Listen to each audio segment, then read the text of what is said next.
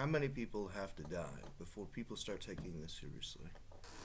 Honestly, it's absolutely ridiculous that the surveillance program in all of the abuses for human trafficking and controlling of the narratives through their censorship, compelled speech, compelled action, nerve hacking, terrorism, torture, sleep deprivation, etc.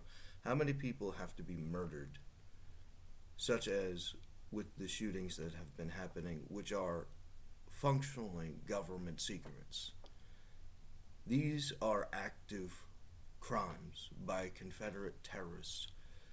The Civil War between the United States and the Confederate insurrectionists is an active, high grade threat to the United States, more than any other enemy America has ever had. These are the pinnacle of anti American threats. You need, under every circumstance, to gather to yourself those loyal to the United States, those loyal to the Constitution, and start putting the data together in the public forum from the Congress's platforms, from the governor's platforms. You need to start talking about the surveillance in reality.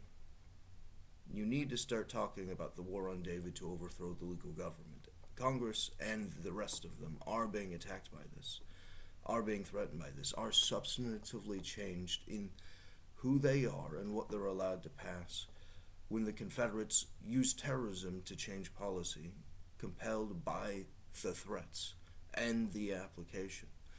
And they have 7 ways to Sunday to get back at you if you do not pass Confederate policy.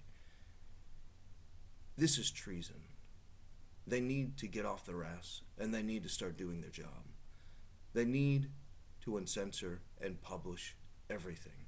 They need to get the ball rolling. They need to start supporting the fucking country. There is no legitimate reason for them to continue to avoid key fundamental issues that allow the controlling of the narrative into every distraction, reporting the mess of having allowed these systems to exist. It is irresponsible in every perceivable angle. The weakness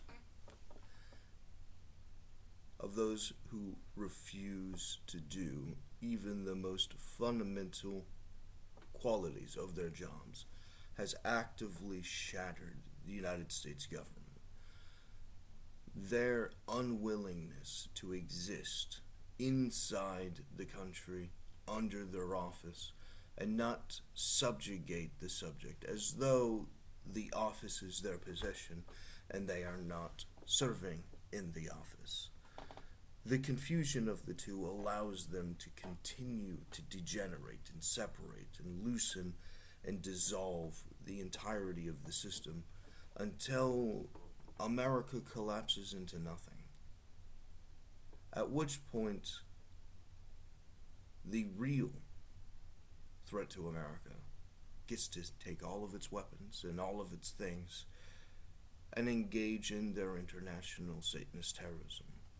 These religious fanatics have no limits to what they want to do. It's not a question of what they're willing to do. Their immediate tendency is unlimited. The double agents loyal to the Confederacy are all soldiers, every single one of them. And you can say all that you want, that they conducted the war on terror in service to America, and you would be lying because they're a double agent. And the function of them being a soldier was acknowledged in them being a Confederate soldier. They are a double agent. Their admirable or otherwise desirable actions were not for the service to America. They were to the service of the Confederacy, and their manipulated narratives, their controlled narratives, their lies and defamations and subversions were designed to implement predetermined plans to make war, which is not admirable. The fact that they're willing to fight and die in war doesn't mean anything. Every country has them.